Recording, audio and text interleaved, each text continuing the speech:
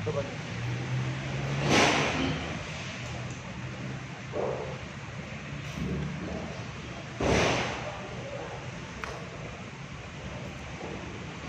Terus.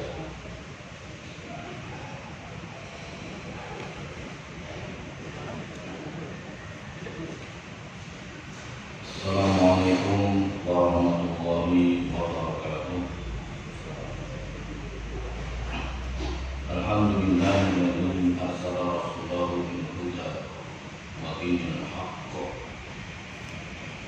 liyudhhirahu 'ala ad-dini kullihi wa kafaa billahi shahida. Asyhadu an la ilaha illallah wahdahu la syarika lah wa asyhadu anna Muhammadan abduhu wa rasuluhu la nabiyya ba'dah. Allahumma shalli wa sallim wa barik 'ala Muhammad wa 'ala alihi wa sahbihi wa man tabi'ahum bi ihsanin ila yaumil qiyamah. Amma ba'du. Khalifiddin Jamaah Majlis Ta'lim rahimani wa rahimakumullah. Kita lanjutkan kembali kajian kita berkenaan dengan syarat al-aqidah al-wasithiyah yang disusun oleh Syekhul Islam Ibnu Taimiyah rahimahullah ta'ala, di mana kita masih mempelajari hal yang berkaitan dengan sifat al-izzah, itu kemuliaan, bahwa kita sebagai orang beriman menetapkan bahwa Allah Subhanahu wa ta'ala memiliki sifat izzah atau kemuliaan, yang mana sifat izzah tersebut sesuai dengan keagungan Allah Ta'ala dan tidak menyerupai sifat izzah atau kemuliaan makhluknya. Karena terkadang manusia juga memiliki sifat izzah atau kemuliaan, akan tetapi kemuliaan manusia ini terkadang diikuti dengan sifat kehinaan, artinya tidak sempurna. Terkadang dia merasa mulia, terkadang dia merasa hina. Misalnya dalam sisi harta, terkadang seseorang itu merasa mulia dengan hartanya. Ketika dia berada di antara orang-orang yang miskin, dia merasa dirinya lebih mulia. Tapi ketika dia berada di sekitar orang-orang yang lebih kaya, dia merasa dirinya hina. Itu manusia, itu makhluk. Tapi Allah Subhanahu wa ta'ala memiliki sifat izzah atau kemuliaan itu secara mutlak, sesuai dengan keagungan Allah Ta'ala dan tidak menyerupai sifat izzah makhluk. Sekarang kita melihat dari sisi sifat izzah bagi manusia itu adalah sifat yang sempurna atau tidak. Jika seseorang memiliki sifat izzah, mulia, itu adalah sifat yang sempurna atau tidak? Sempurna, ya kan? Karena seseorang dianjurkan untuk memiliki izzah, izzatul nafs, kemuliaan diri. Contoh sebagai bentuk izzatul nafs, seseorang dia tidak rela untuk meminta-minta, mengemis. Dia lebih rela untuk bekerja, membanting tulang, berusaha sendiri. Itu kan menunjukkan sifat izzahnya seseorang, ya. Ketika seseorang memiliki sifat izzah, dia nggak mau, ngapain saya mengemis, minta-minta, hina itu, memalukan. Karena bentuk izzah diri saya mengharuskan saya untuk bekerja. Sebagai contoh lain lagi, izah seorang manusia itu dibuktikan dengan dia menjaga keluarganya dari api neraka, termasuk terutama menjaga istrinya dan anak perempuannya, yaitu dengan apa? Tidak membiarkan mereka tabarruj keluar rumah tanpa menutup aurat. Itu kan sebagai bentuk apa? Izah seseorang kan, dia malu, gengsi ketika melihat istri dan anak perempuannya misalnya keluar tabarruj, tidak menutup aurat. Maka sebagai izah di dalam dirinya, maka dia berusaha untuk menjaga keluarga. Jadi bagi manusia, contoh tadi merupakan bentuk izah. Itu termasuk sifat yang sempurna, yang baik buat manusia, atau sifat yang tidak baik? Baik. Kecuali kalau izah itu mungkin disalahartikan, menjadikan orang itu sombong. Nah, beda lagi ya.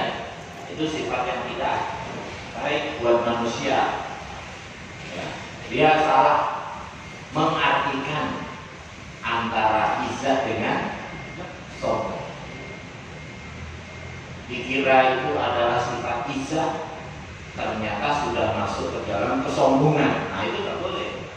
Kan kadang orang dengan jabatannya, kekuasaannya, hartanya, bisa saja dia memiliki sifat sombong dengan mengatakan ini adalah izah saya.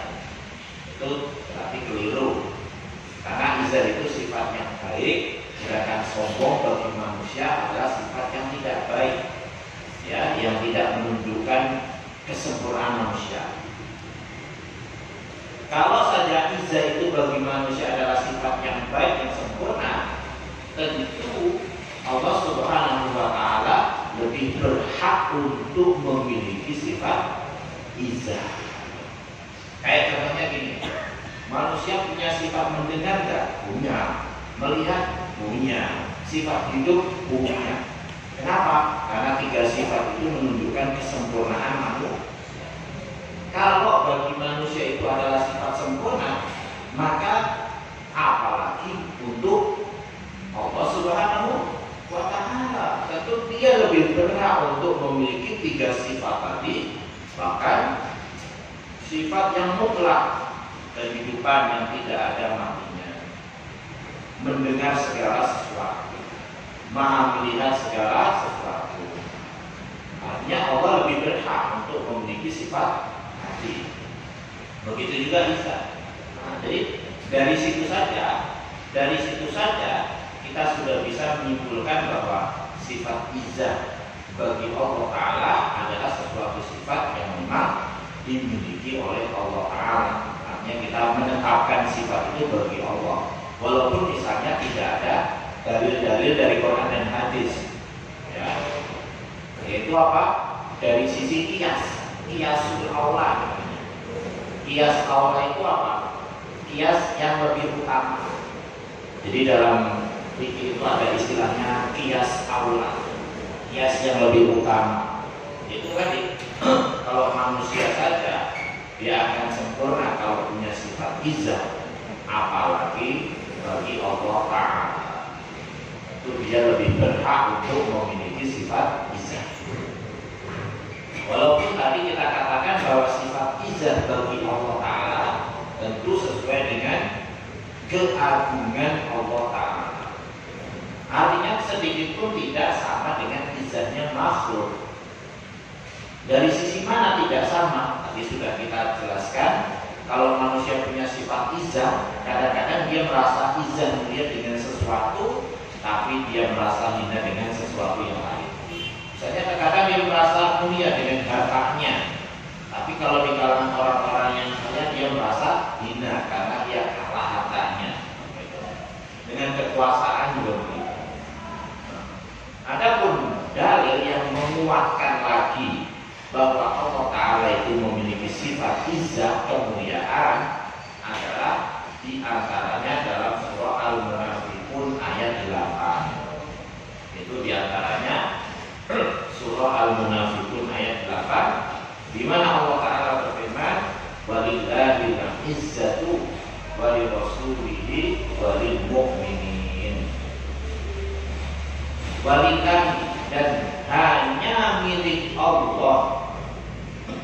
Jadi hanyalah milik Allah al-izzah, kemuliaan. Wali rasulihi, dan juga untuk rasulnya. Walil mu'minin, dan juga untuk orang-orang yang beriman.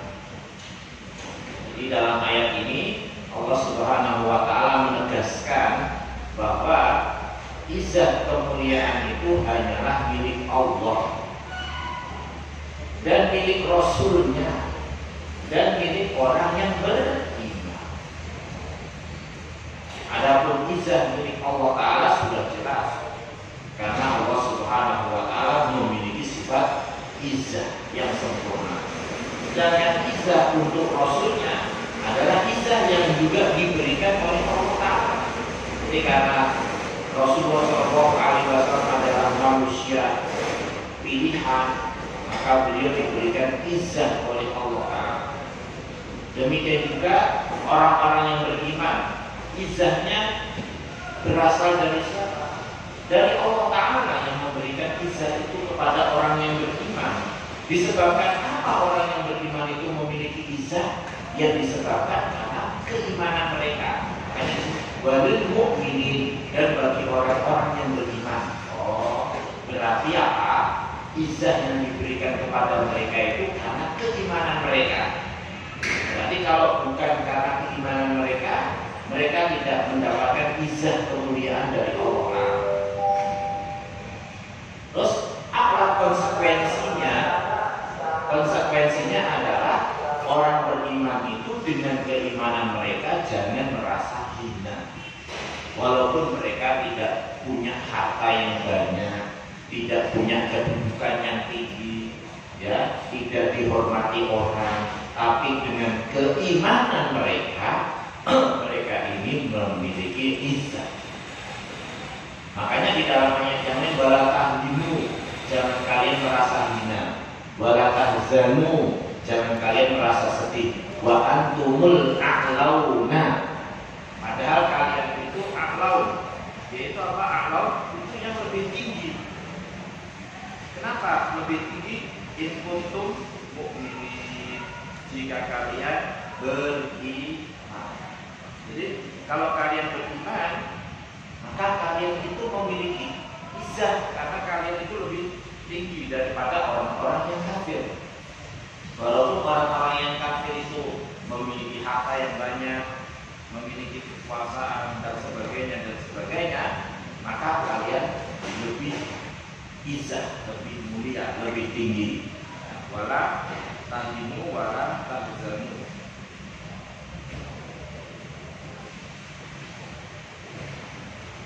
Surah Ali Imran ya, ayat 139.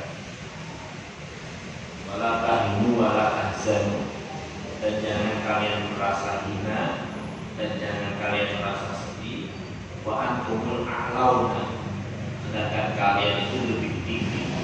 Kenapa? In kuntum mu'minin, jika kalian beriman.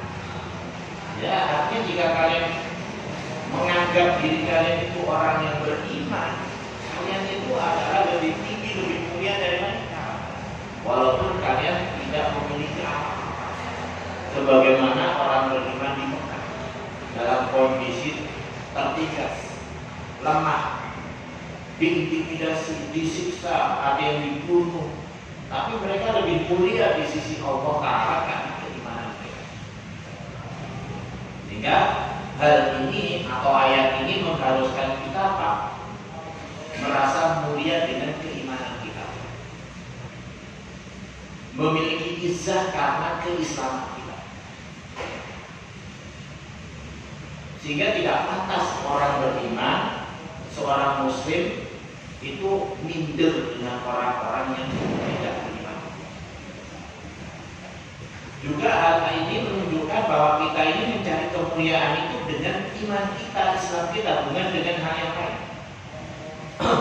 Jangan sampai kita itu mendapatkan kemuliaan, merasa mulia, itu dengan selain Islam, dengan selain keimanan kita. Jangan.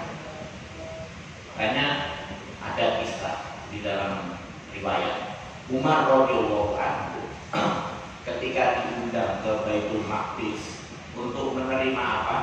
Kunci Baitul Maqdis dari pendeta atau dari pemimpin orang Kristen itu namanya. Selain pendeta Pak, ya paus, di bawahnya paus itu kalau di setiap negara ada namanya kan. Nah itu ketika mereka menyerah kepada kaum muslimin kan mereka menyerahkan kunci Baitul Maqdis sebagai bentuk simbolisnya. Umar radhiyallahu anhu dari Madinah dengan seorang sahabat itu dalam riwayat katanya mengendarai seekor keledai. Jadi gak ada yang awal,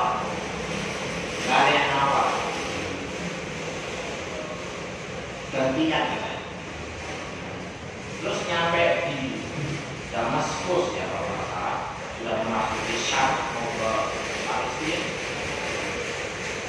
Kalau nggak salah Abu Ubaidah bin Jarrah radhiyallahu anhu ya, amir sahabat yang ada di situ menyarankan supaya Umar mengganti pakaiannya dan mengganti kendaraannya. Kenapa? Untuk menunjukkan Islam itu mulia. Jadi harus menunjukkan kita itu bukan orang lemah. Apa kata Umar radhiyallahu anhu? Beliau menolak. Beliau mengatakan dengan kalimat yang masya Allah mengandung makna yang dalam. Nahnu qaumun a'azzanallahu bil Islam. Nahnu qaumun, kita ini kaum yang Allah memuliakan kita, memberi izzah kepada kita itu dengan Islam.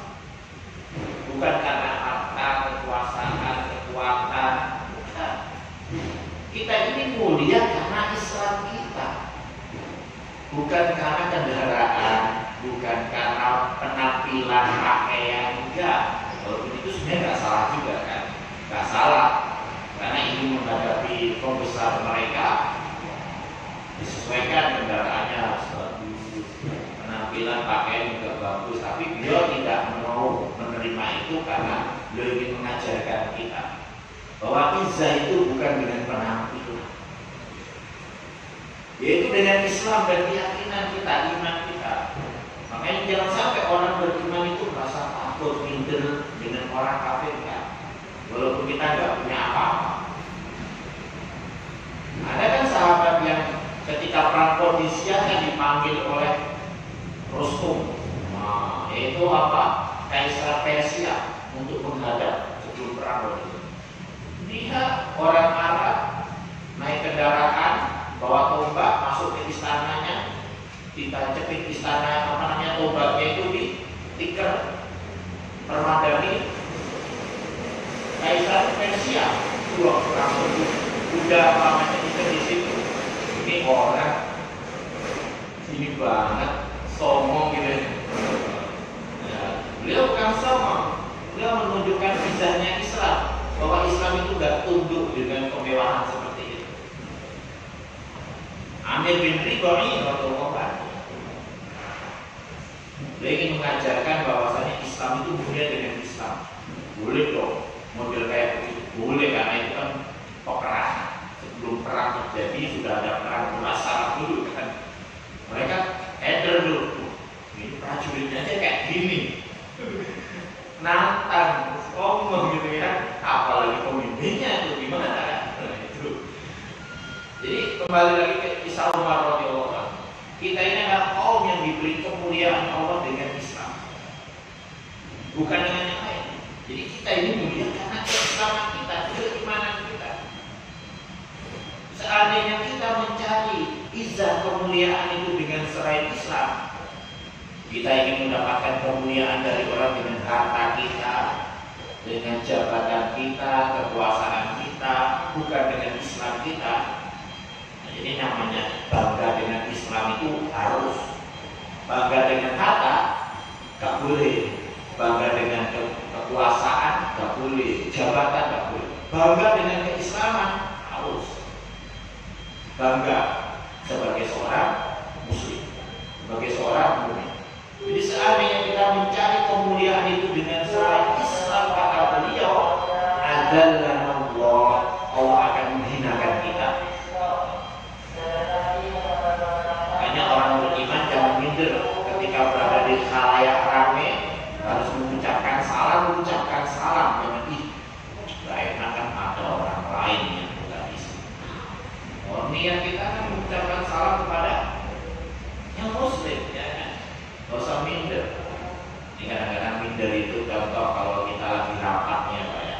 Waktu sholat kita malu mau minta izin, kemaluan, gak enak kan? Harusnya bisa. Maaf, ini waktu sholat saya mau izin sholat dulu. Harusnya begitu, karena menunjukkan izahnya sebagai seorang Muslim mukmin. Jangan merasa hina, jangan merasa sedih, merasa lemah, sedangkan kita lebih tinggi jika kita orang yang beriman. Jadi izah yang dimiliki oleh orang yang beriman itu diberikan oleh siapa? Allah Subhanahu wa Ta'ala. Kenapa Allah memberikan mereka izah? Karena keimanan mereka. Karena keimanan. Jadi izah ternyata dalam ayat yang mulia ini hanya milik Allah, hanya milik Rasulnya, dan milik orang yang beriman. Rasulullah itu nggak memiliki izah, walaupun kelihatannya mereka itu memiliki izah, tapi izah yang bukan hakiki. Contoh orang yang izah dengan harta bendanya, dengan kekuatannya, dengan kekuasaannya. Ya, izah mereka itu bukanlah izah yang hakiki. Karena mereka tidak mencari izah dengan jalannya yang benar, yaitu dengan apa tadi? Keislaman dan keimanan. Karena kalau orang itu merasa izah dengan keislaman, ya Pak ya, orang Islam itu selalu merasa izah. Lagi punya duit ya izah, lagi nggak punya duit, punya utang ya tetap aja izah. Bukan berarti sombong ya, nah, kita lagi ini orang udah miskin, banyak utang, sombong lagi. Bukan gitu maksudnya, beda. Kita bedakan antara izah dengan sombong. Ya. Dan masa saya malu, saya nggak punya duit kok. Ngapain malu? Lagi kita seorang Muslim, mukmin, harus merasa izah, tidak boleh merasa takut. Ayat yang mulia ini yaitu surah Al-Munafiqun ayat 8. Ini berkaitan dengan orang-orang munafik, ya, di mana mereka itu mengatakan dalam ayat yang punya lahir roja'na ila Madinah ayuhdijan al-a'azzu min al-adal. Jadi orang-orang munafik itu di zaman Nabi sebenarnya mereka orang kafir ya, perlu kita tahu ini. Cuman mereka itu pura-pura masuk. Jadi bukan orang Islam yang imannya lemah sehingga dia memiliki sifat-sifat munafik seperti suka berbohong, tidak menepati dan sebagainya. Enggak, mereka itu orang kafir. Kepalanya siapa? Abdullah bin Ubay bin Salul. Itu Rasul munafikin. Padahal Abdullah bin Ubay itu anaknya Muslim, sahabat radhiyallahu anhu. Tapi bapaknya munafik. Ya namanya hidayah kan datang dari Allah kepada siapa yang dia kehendaki. Intinya dia ini kafir, tapi tidak mau menampakkan kekafiran, menampakkan keislaman. Berbukan juga. Kalau dengan orang-orang kafir dia bilang kami bersama kalian. Kalau di depan orang Islam mengatakan kami bersama kalian. Kenapa dia tidak mau menampakkan kekufuran? Karena takut. Karena di Madinah itu ketika Nabi Shallallahu Alaihi Wasallam datang, Islam itu menjadi mulia. Orang-orang kafir takut. Makanya Abdullah bin Ubay ini supaya tetap dimuliakan di antara kaumnya, maka dia pura-pura Islam. Karena sebelum Nabi Shallallahu Alaihi Wasallam datang, harusnya Abdullah bin Ubay ini yang dijadikan raja di Madinah karena dia orang yang paling dimuliakan. Makanya ketika Nabi datang, waduh, saya disaingin ini, karena orang-orang pada pindah kepada Nabi Shallallahu Alaihi Wasallam memuliakan beliau. Akhirnya dia kehilangan kemuliaan, maka dia benci, maka dia tak mau masuk Islam, tapi pura-pura masuk Islam supaya tetap didengar dan dimuliakan. Dan dia punya gerombolan ini, jadi dia mengatakan seandainya kita kembali ke Madinah, sungguh yang paling mulia dari mereka ini akan mengeluarkan yang paling hina.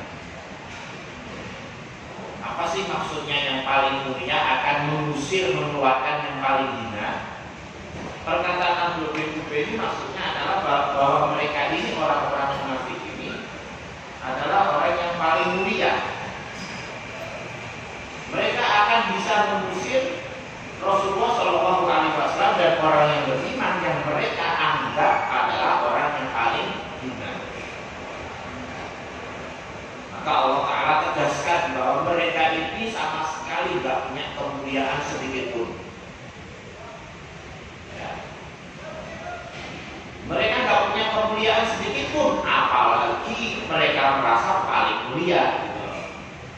Sedikit pun kemuliaan tidak punya, apalagi merasa paling mulia. Apalagi mereka mengatakan mungkin bisa mengeluarkan, mengusir orang-orang yang beriman, mengusir Rasulullah Shallallahu Alaihi Wasallam, mengusir orang-orang yang beriman dari Madinah, tidak bisa. Bahkan Allah Ta'ala tegaskan bahwa yang namanya izzah, kemuliaan hanya milik Allah Ta'ala dan Rasulnya dan orang-orang yang beriman. Sehingga tidak mungkin mereka yang diberi kemuliaan oleh Allah Ta'ala itu bisa diusir oleh orang-orang munafik, yaitu Abdullah bin Ubay dan gerombolannya. Kemudian muqtada qaulul munafiqin, bahwa perkataan ini menunjukkan bahwa Rasulullah Shallallahu Alaihi Wasallam dan orang-orang yang beriman, mereka lah yang akan mengeluarkan orang-orang munafik. Jadi kayak ini maksudnya seperti apa? Senjata makan tuan gitu ya. Mereka bilang, la yukhrijanna al-a'azzu minha. Seandainya kita kembali ke Madinah, demi Allah, dia bersumpah. Orang-orang munafik juga percaya kepada Allah kan. Orang kafir pula saja percaya. Demi Allah, orang yang paling mulia akan mengusir orang yang paling hina.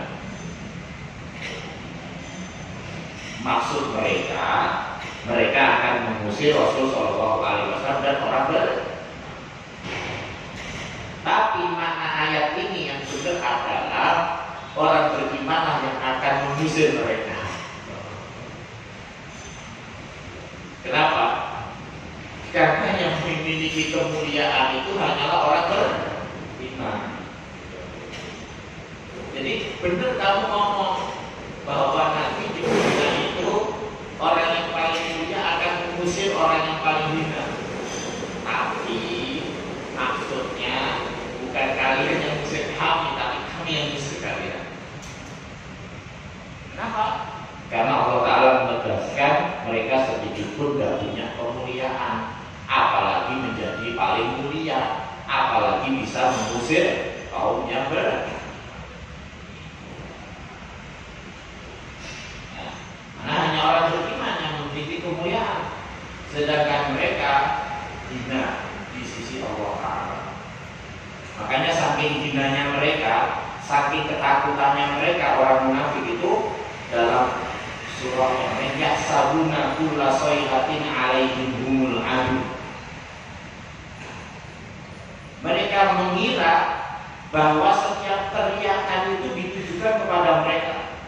Artinya setiap musuh datang, dianggap musuh itu mau menghancurkan dan mengusir mereka, saking takutnya. saking takutnya. Antum lihat orang itu kalau sudah benar-benar ketakutan, ya kan? Kalau sudah benar-benar ketakutan, dengan sedikit apa aja dianggapnya itu akan menyerang dia. Wih, ini ada suara apa itu? Jangan-jangan itu mau menyerang kita. Dengar apa aja terus. Padahal yang lain. Contoh seorang pencuri yang lari dari polisi ketakutan. Ya enggak? Ngomong terus padahal ambulan. Gitu. Jadi apa aja dianggapnya ingin menyerang dia. Orang munafik juga gitu. Yasabuna kulla shay'atin alaihi. Mereka mengira setiap teriakan itu ditujukan kepada mereka. Fahdharhum, kata Allah, maka waspadalah kepada orang-orang munafik. Humul adu, mereka itulah musuh yang sebenarnya. Jadi kita harus waspada kepada orang munafik. Kalau kepada orang yang kafir, jelas dia tidak bohong, artinya di depan kita memang menampakkan kekufuran. Tapi kalau orang munafik, maksudnya munafik yang benar-benar munafik, ya, bukan orang Islam yang lemah imannya, ya kan? Karena di antara kita ada juga orang Islam imannya lemah. Karena imannya lemah, dia suka berbohong, tidak menepati janji, tidak menunaikan amanah. Dia mukmin muslim, tidak membenci Islam. Tapi ada juga mengaku Islam tapi benci kepada Islam. Ada. Zaman sekarang juga ada. Karena setiap zaman pasti ada orang munafik. Apalagi kalau Islam itu, ya, apalagi kalau Islam itu agama yang kuat, pasti ada orang munafik yang tujuannya benci kepada Islam, ingin menghancurkan Islam dari dalam. Maka kita harus lebih waspada. Fahdharhum, humul adu, kata Allah Taala, mereka itu musuh yang sebenarnya, musuh dalam selingkuh, lebih berbahaya dari orang kafir. Fahdharhum, berhati-hatilah kepada mereka. Makanya kaum muslimin sejak peristiwa tersebut mereka mulai berhati-hati kepada orang kafir. Karena mereka apabila bertemu dengan orang-orang yang beriman, mereka bilang amanna, kami beriman. Karena takut ketahuan kekufuran mereka. Baiklah walau ila syayatin, kalau mereka itu sendirian dengan setan-setan mereka, yaitu golongan-golongan mereka, sama-sama orang kafir, kalau mereka bilang inama aku, tenang aja, kami itu sebenarnya sama kalian. Inama nahnu mustahzi'un, sesungguhnya kami hanya mengolok-olok orang-orang yang beriman. Kami pura-pura aja, mempermainkan mereka. Ya. Nah, ini menunjukkan orang itu benar-benar hina, karena sampai nggak bisa menampakkan jati dirinya yang sebenarnya, takut, ya kan? Kalau orang yang merasa mulia, nggak hina, dia sudah menampakkan saya memang orang kafir, orang gitu. Saking hinanya mereka berpura-pura. Apalagi ketika dalam perang Uhud. Dalam perang Uhud itu kan ketika orang-orang kafir Quraisy kalah di perang Badar 1 tahun lebih, berapa minggu itu mereka kemudian mengumpulkan kekuatan lagi untuk menuntut balas. Apalagi jalur perdagangan mereka ke Syam itu sudah ditutup, dikuasai oleh kaum muslimin. Sehingga mereka mengumpulkan kekuatan dipimpin oleh Sufyan. Ketika itu dia belum masuk Islam. Mereka mendapatkan 3.000 pasukan dengan kendaraan yang banyak, 3.000 unta untuk bekalnya, belum lagi kendaraan berkudanya, belum lagi pemanahnya. Kaum muslimin awalnya mendapatkan 1.000 pasukan, tapi di tengah perjalanan dihasut oleh Abdullah bin Ubay.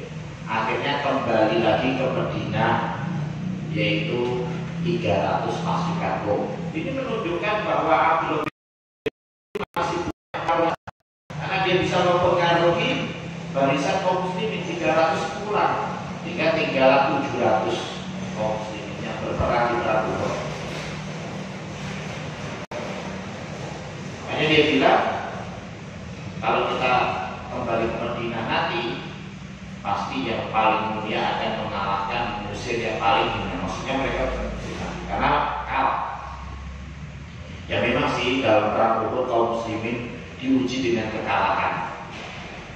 70 syuhada termasuk Hamzah bin Abdul Muthalib, termasuk juga pamannya Anas bin Malik,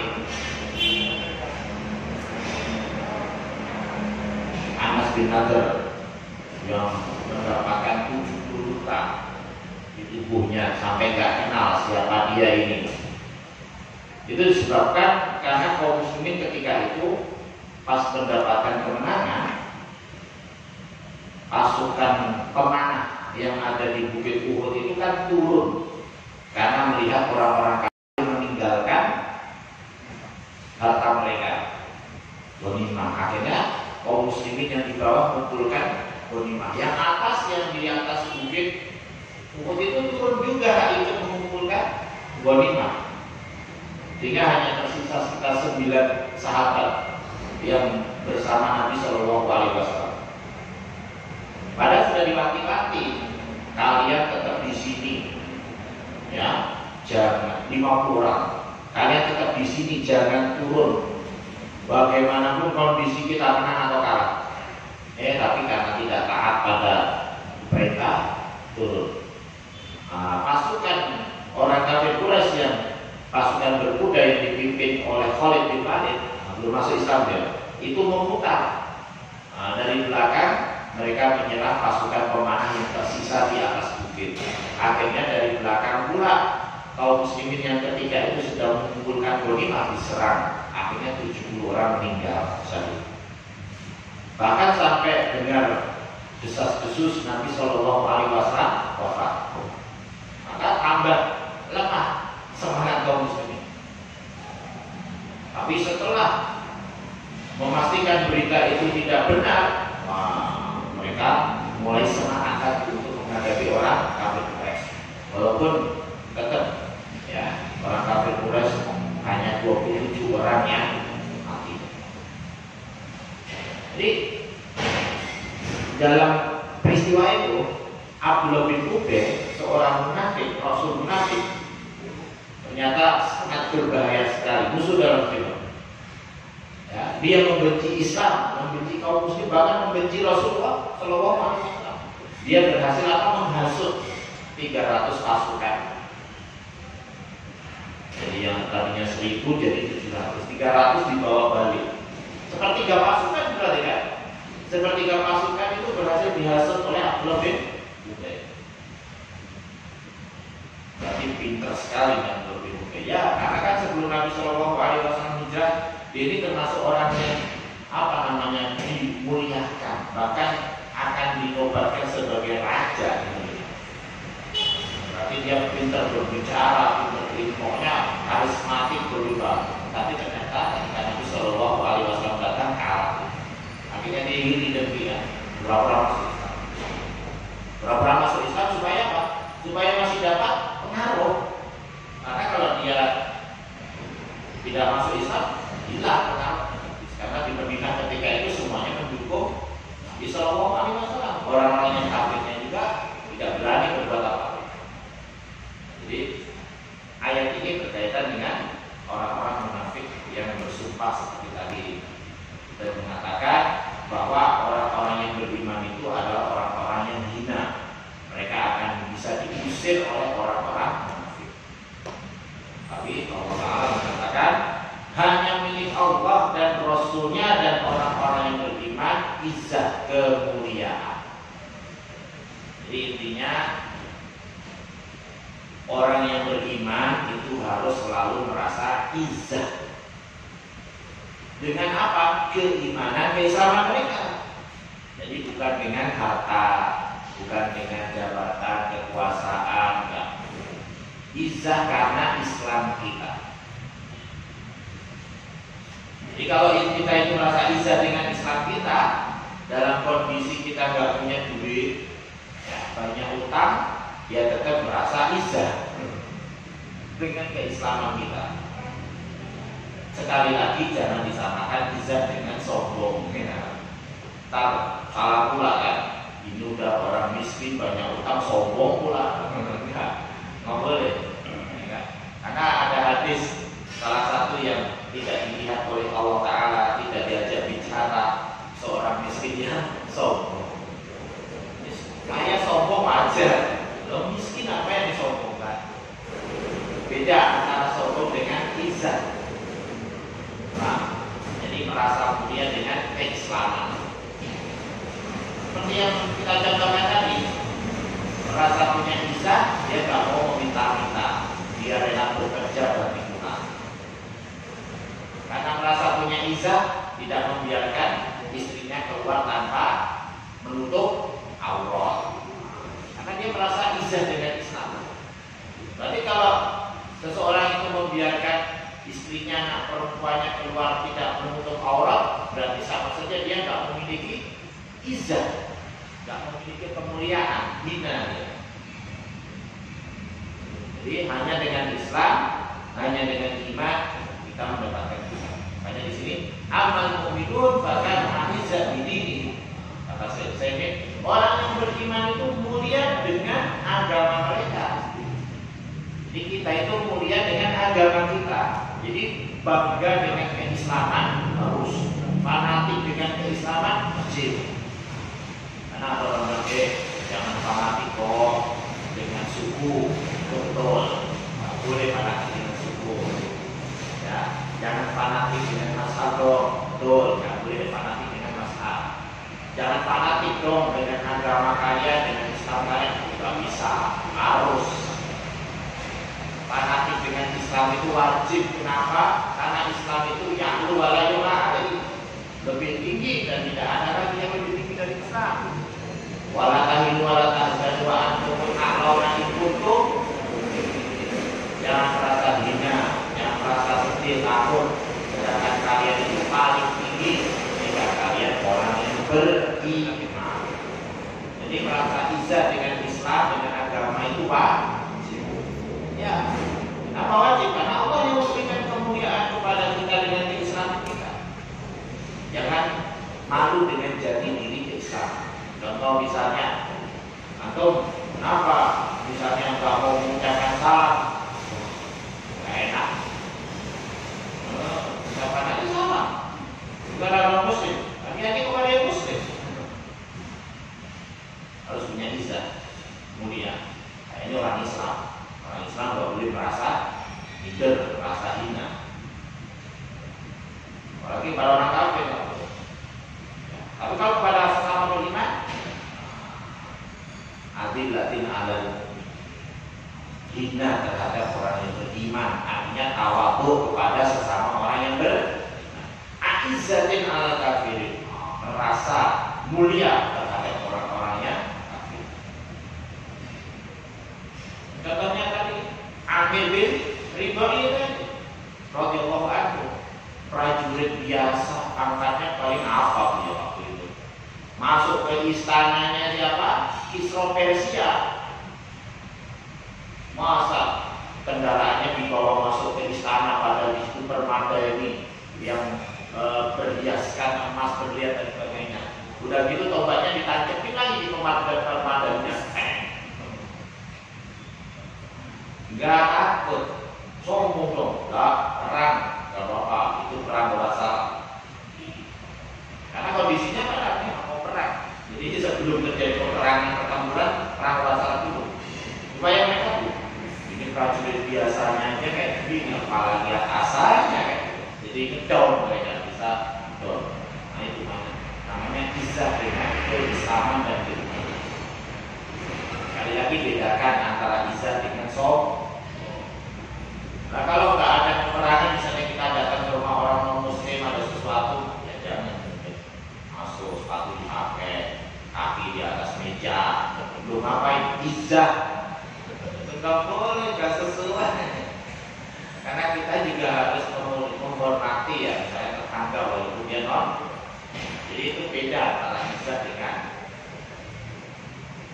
setiap makom ada kondisi yang sesuai. Kondisinya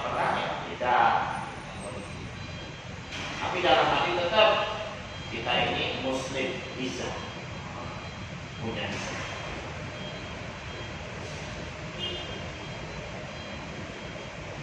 Qala Allahu anhu fi mujadalati ahli kitab. Allah Subhanahu wa taala berfirman mengenai mereka orang-orang yang beriman ketika mereka berdebat dengan ahli kitab.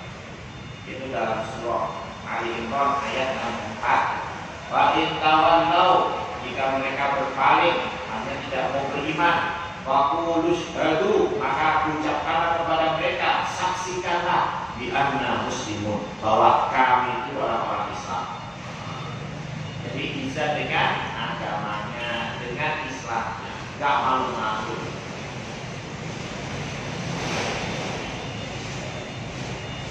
Ada orang tinggal di negara non-muslim kan bekerja apa? Ayo muslim, malu ya. Mau jawab malu-malu kucing. Kenapa? Karena kalau kamu muslim takutnya nanti diperlakukan secara tidak adil, rasis, atau berarti kamu teroris, kamu ini, kamu yes, I am Muslim. Are you Muslim? Yes, I am Muslim. Nah, kalau mereka jelaskan aja, tidak selalunya Islam itu dengan Islam. Jadi itu namanya izah. Faqulus badu bi anna muslimun. Ya, saksikanlah bahwa kami memang orang Muslim. Harus bangga dengan keislaman. Nah, termasuk bangga dengan keislaman itu apa? Ya, seorang Muslim memelihara jilbab, memakai pakaian yang syar'i, itu kebanggaan dengan keislaman. Ya enggak? Kenapa kamu nanti malu tapi nanti fanatik ya? Ya apa? Kalau kita nggak nyuri, ngapain? Enggak. Kita nggak nyusahin orang, nggak ngemis, ngapain takut, ngapain malu, ya enggak? Jadi itu termasuk kebanggaan dengan Islam, yaitu kita tidak malu, kita merasa mulia apabila kita menunjukkan jati diri keislaman kita. Karena istri-istri kita memakai jilbab yang panjang atau mungkin memakai cadar dan menganggap itu wajib misalnya, jangan malu, bisa. Mau nggak enak sama tetangga tapi omongin gini-gini kita merasa izah, berani menampakkan jati diri keislaman. Yang penting kan kita nggak sombong, kita tetap menolong, kita tetap bergaul. Dibedakan antara orang yang menampakkan izah keislaman dengan orang yang sombong. Lalu disebut sombong kalau misalnya kita menampakkan bahwa istri kita memakai jilbab panjang, terus dia yang nggak pakai jilbab panjang, kamu nggak benar, kamu salah, kamu ini, nggak boleh. Mereka belum berbeda ya kan, gitu. Jadi mereka mengiklankan secara tegas. Mereka tidak takut kepada celaan siapapun yang mencela, karena mereka hanya takut kepada Allah Ta'ala. Wasyhad bi anna muslimun.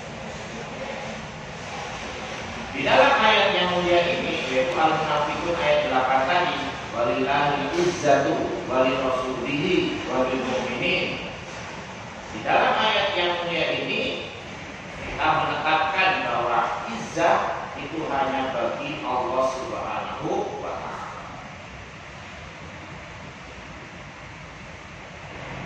Ahlul ilmi sebagai para ulama menyebutkan bahwa izzah, kemuliaan itu terbagi menjadi 3 bagian. Izzatul qadar, yaitu kemuliaan harga diri. Al-qadar itu bisa diartikan harga diri, kemuliaan diri. Izzatul qahar, izzah dalam mengalahkan yang lain. Izzatul imtina, izzah di dalam membela dirinya, mempertahankan diri. Jadi ada 3. Izzatul qadar, izzatul qahar, izzatul imtina. Izzatul qadar artinya ketika seseorang itu ya memang memiliki kemuliaan harga dirinya. Izzatul qahar ketika dia memiliki kemuliaan dalam mengalahkan orang lain. Izzatul imtina, dia punya kemuliaan atau kekuatan, saya bilang kekuatan untuk mempertahankan diri. Jadi 3 bentuk izzah ini dimiliki oleh Allah Subhanahu wa Ta'ala. Maka kita sebagai orang yang beriman harus menetapkan sesuai dengan keagungan Allah dan tidak menyerupai izzahnya makhluk. Izzatul qadar maknanya bahwa Allah Subhanahu wa Ta'ala memiliki qadar, yaitu kemuliaan secara zatnya, aziz. Artinya tidak ada satupun yang setanding dengan Allah dalam hal kemuliaan. Jadi Allah Ta'ala secara zatnya memiliki kemuliaan. Tidak ada satupun yang setanding dengan. Yang kedua, izzatul qahr. Itu izzatul ghalabah, izzah dalam mengalahkan yang lain. Artinya Allah Subhanahu wa Ta'ala maha mengalahkan segala sesuatu yang lain, maha menundukkan segala sesuatu yang lain. Artinya tidak ada yang mampu mengalahkan Allah. Semuanya, segala sesuatu mampu dikalahkan oleh Allah Ta'ala. Itu maknanya izzatul qahr. Jadi izzah di sini artinya apa? Perkasa. Karena kadang-kadang kata izzah itu diartikan kemuliaan, kadang-kadang izzah itu diartikan keperkasaan, kadang-kadang diartikan kekuatan. Kalau di sini diartikan perkasa. Allah Maha Perkasa, Azizun. Karena Allah Ta'ala berkuasa mengalahkan segala sesuatu. Ada izzah yang artinya dapat mengalahkan yang lain. Itu contohnya seperti dalam surah Shad ayat 23. Faqala akfirniha wa azani fil khitab. Jadi ini kaitannya dengan orang yang mengadu kepada Nabi Daud alaihissalam. Inna hadza akhi, sesungguhnya ini saudaraku.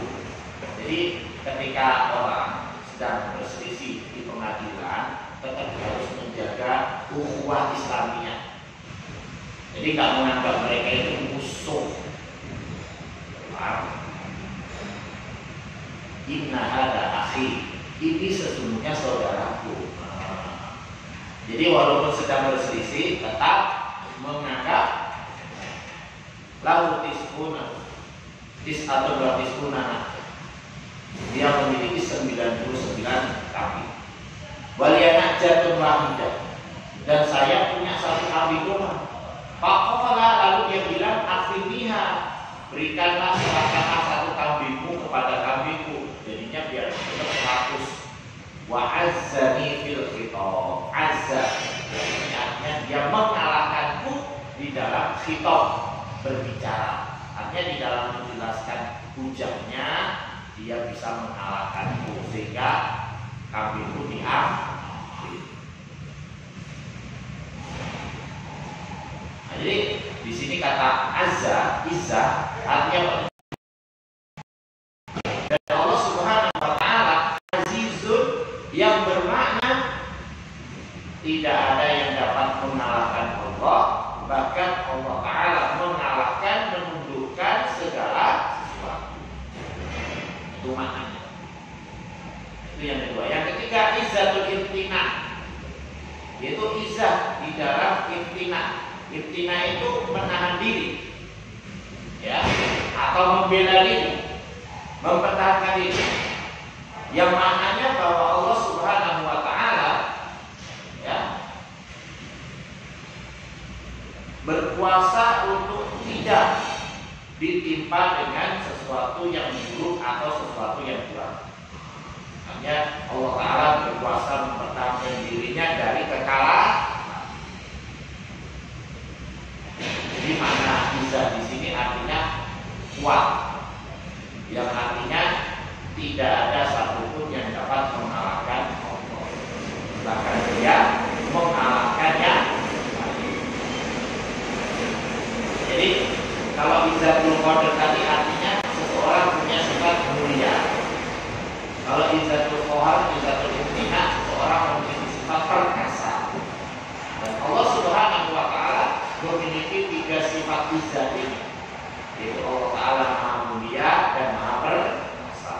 Maha Perkasa dapat mengalahkan segala sesuatu yang lain, dan Maha Perkasa artinya tidak terkalahkan oleh siapapun dan apapun. Dan makna izzat yang ditetapkan oleh Allah Ta'ala untuk dirinya ini menunjukkan kesempurnaan. Kesempurnaan apa? Kekuasaannya, kesempurnaan kekuatannya, keperkasaannya, menunjukkan kesempurnaan sifat-sifatnya, menunjukkan kesempurnaan kesuciannya dari sesuatu yang kurang yang lain. Jadi ketika Allah Ta'ala memiliki sifat izzah, berarti apa?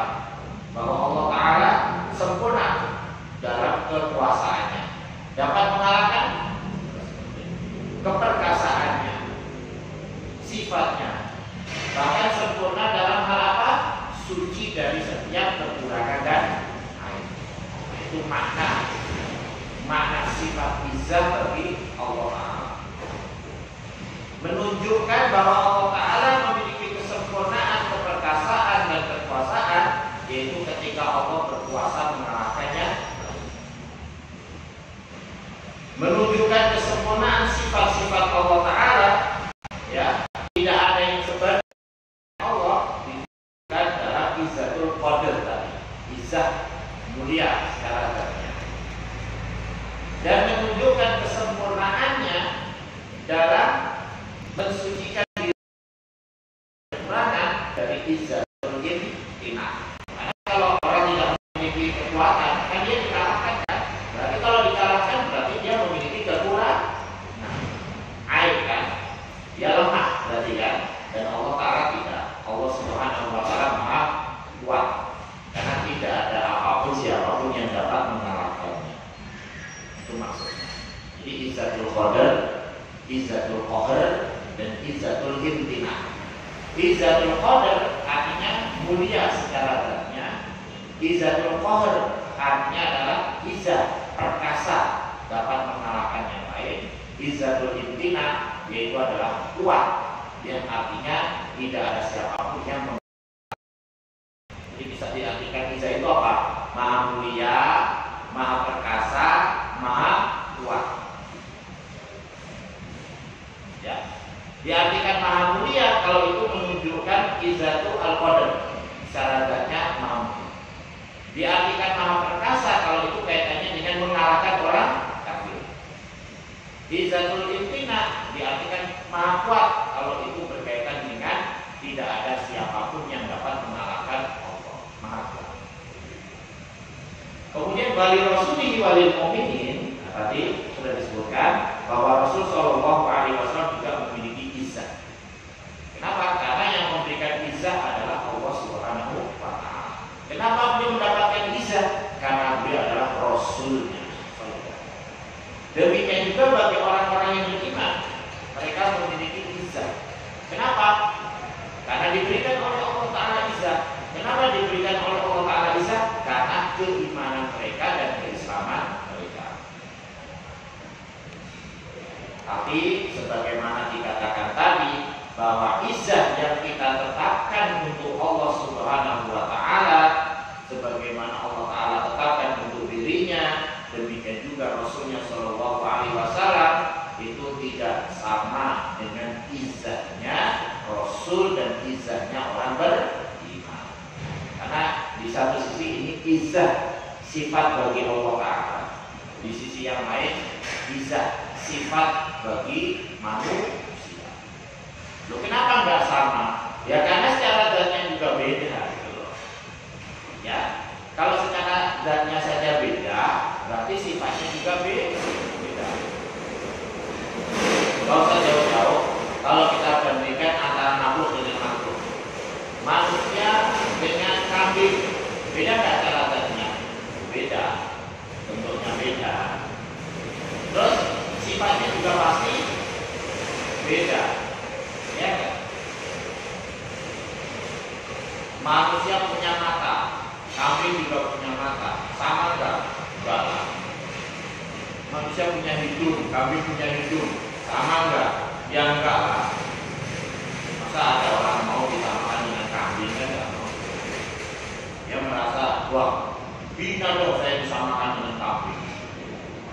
Apalagi menyamakan Allah dengan makhluk, walaupun memiliki aslut sifat yang sama-sama punya sifat hidup, tapi hakikatnya beda. Karena kehidupan Allah tidak didahului dengan tidak ada dan tidak diakhiri dengan kefanaan. Sedangkan manusia hidup tapi tidak sempurna. Sebelumnya nggak ada, setelah itu akan fana. Ya. Begitu juga sifat izah, beda. Keperkasaan Allah Ta'ala, kekuatan Allah Ta'ala, kemuliaan Allah Ta'ala tentu berbeda dengan makhluk. Kalau makhluk ya nggak sempurna.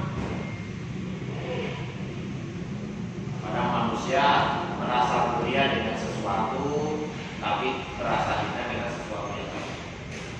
Kadang dia merasa mulia dengan hartanya, ya kan? Sehingga ketika dia tak punya harta, dia merasa hina. Dia merasa mulia dengan hartanya. Kalau dia dapat orang-orang miskin, dia merasa mulia, paling murah. Tapi kalau di kalangan orang-orang kaya, dia miskin.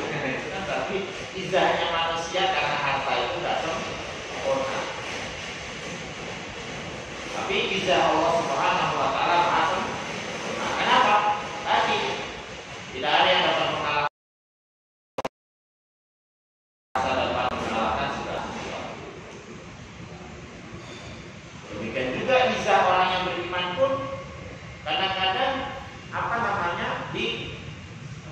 diikuti atau dicampur dengan kehinaan. Sebagaimana misalnya dalam surah Ali Imran ayat 123, walaqad nasarakumullahu bi Badrin wa antum adillah. Sungguh Allah Subhanahu wa Ta'ala telah memenangkan kalian di dalam perang Badar, padahal kalian itu adillah, dalam keadaan hina. Lupa dalam keadaan hina?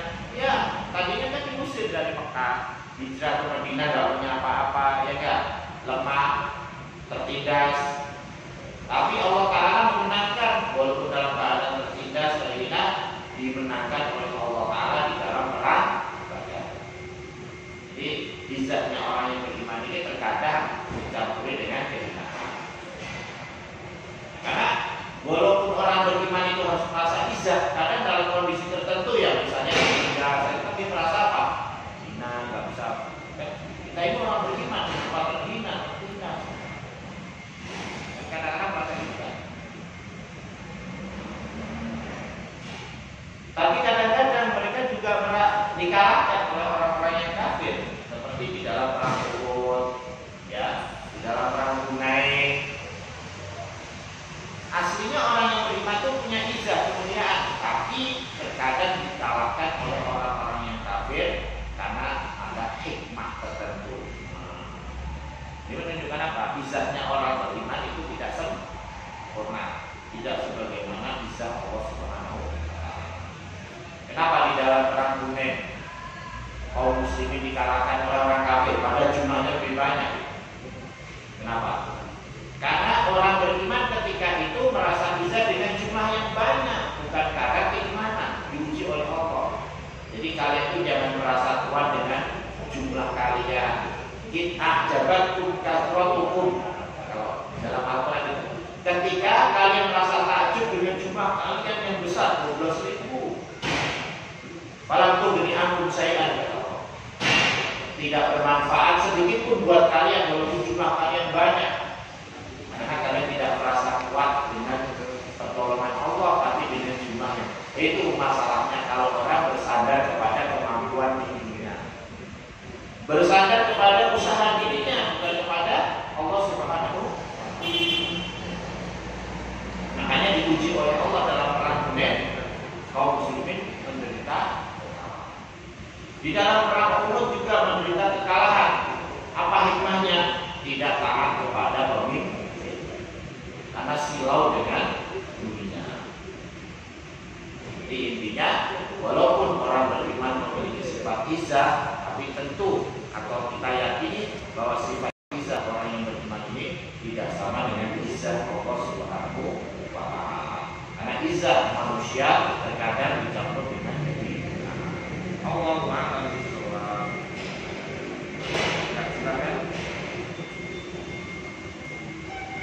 bertanya?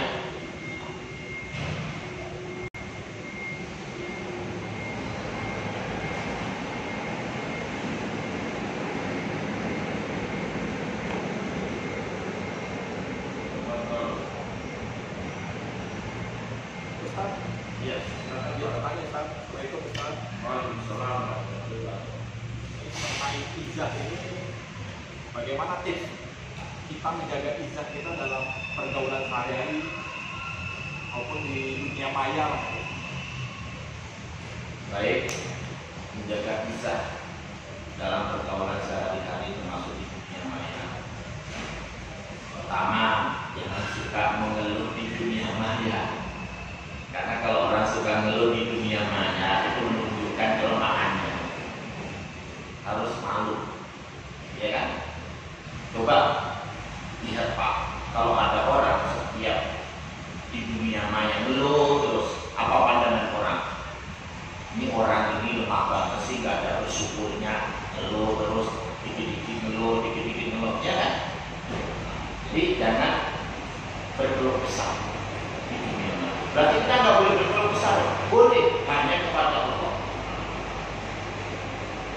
Karena kita menganggap manusia itu kalau kita keluh kesah bukannya malah senang, tapi kita anggap mereka malah terbebani.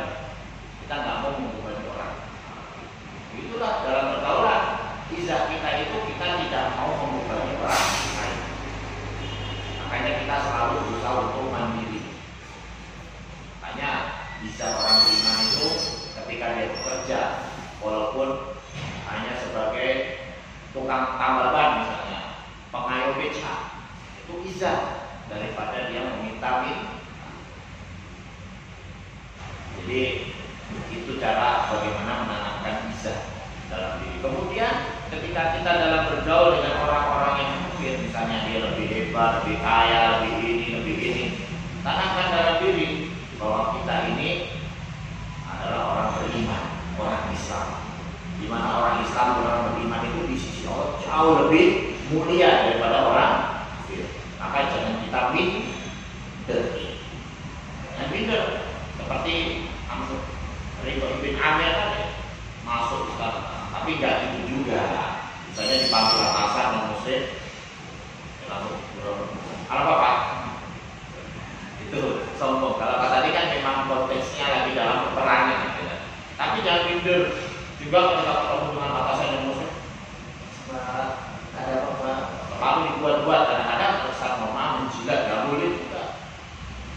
Karena orang menjilat itu terkadang ya, orang yang ingin menjilat itu terkadang apa? Menghinakan diri kepada makhluk. Padahal dalam hadis laisa lil mu'mini an yudilla nafsah. Nabi sallallahu alaihi wasallam bersabda, tidak pantas seorang mukmin itu menghinakan dirinya apalagi kepada orang kafir, apalagi hanya untuk kepentingan dunia. Enggak boleh. Karena kita hanya berharap kebaikan kepada manusia.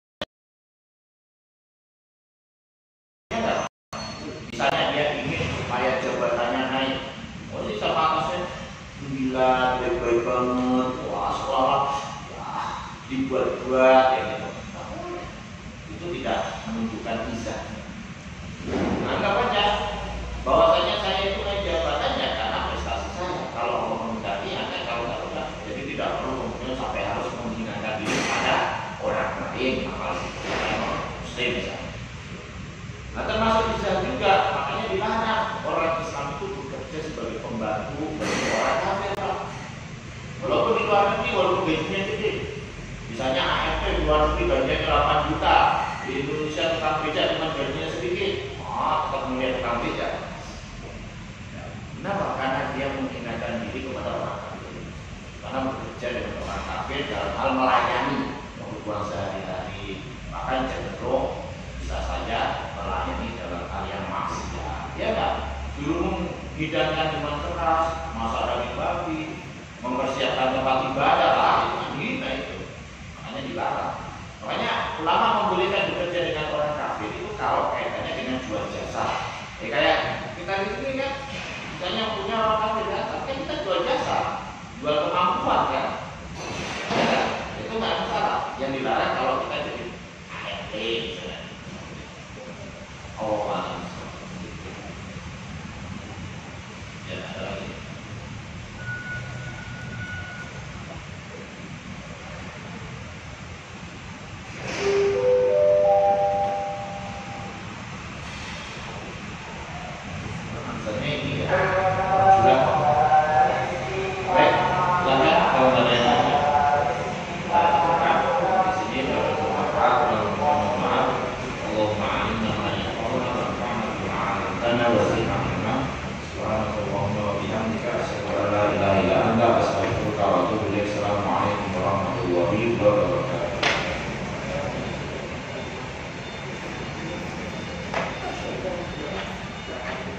Kiri. Kiri kan? Iya. Kiri siang.